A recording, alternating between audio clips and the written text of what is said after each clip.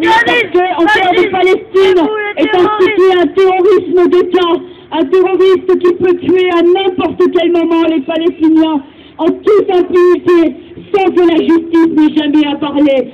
Quelle est la définition du terrorisme si ce n'est cette propre définition?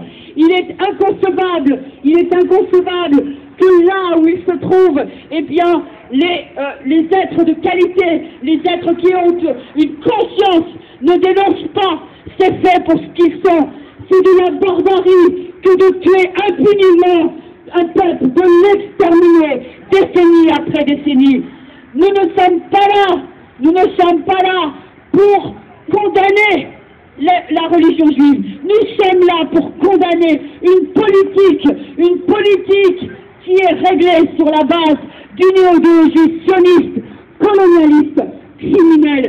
Il faut toujours le rappeler, encore et encore, les humains sont des frères dans l'humanité, mais les humains ne sont plus frères dès qu'ils cherchent à assassiner un seul des leurs.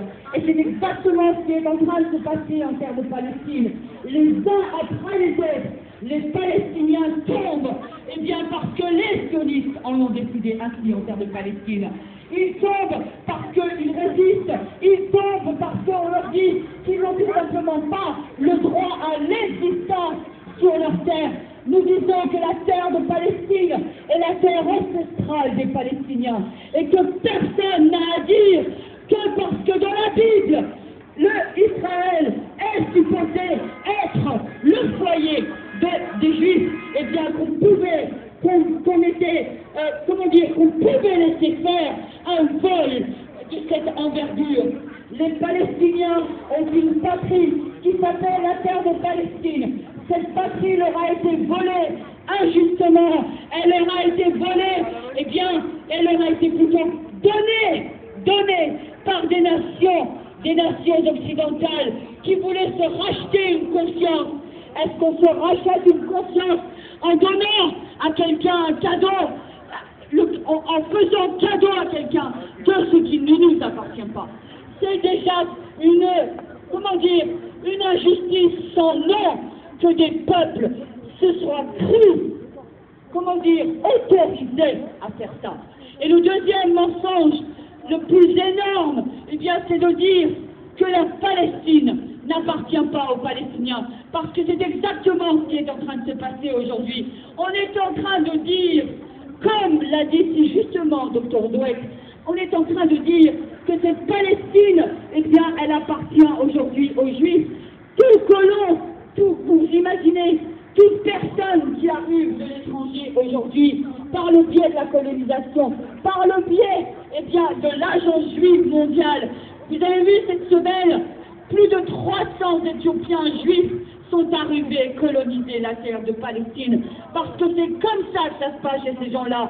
Eh bien, on récupère là où on peut récupérer des juifs à travers le monde pour les installer en terre de Palestine, pour dire, eh bien, que la démographie va dans le sens des sionistes et qu'on a besoin de plus d'espace et qu'on a besoin de plus de logements et qu'il faut construire des collines. C'est exactement ce qui se passe en terre de Palestine.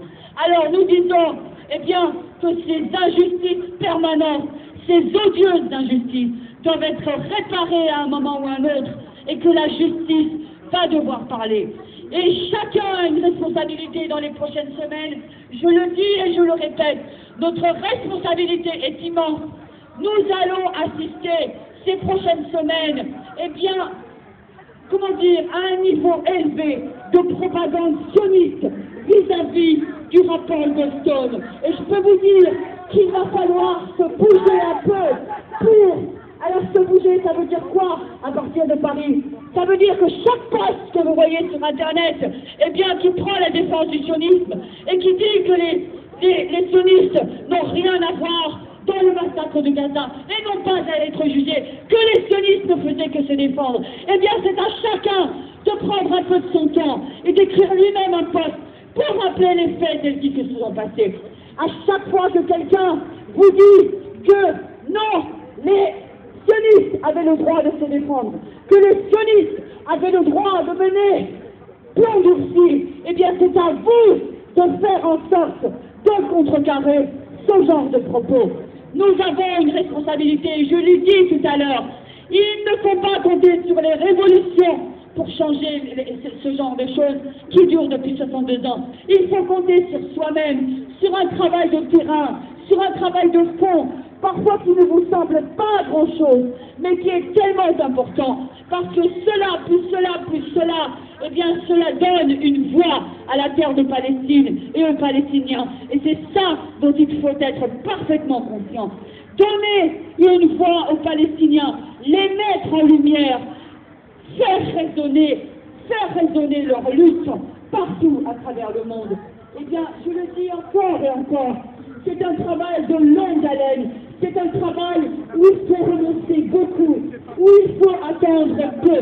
C'est un travail dans lequel il y a de nombreuses trahisons visibles. Et nous l'avons vu toute cette année à Paris.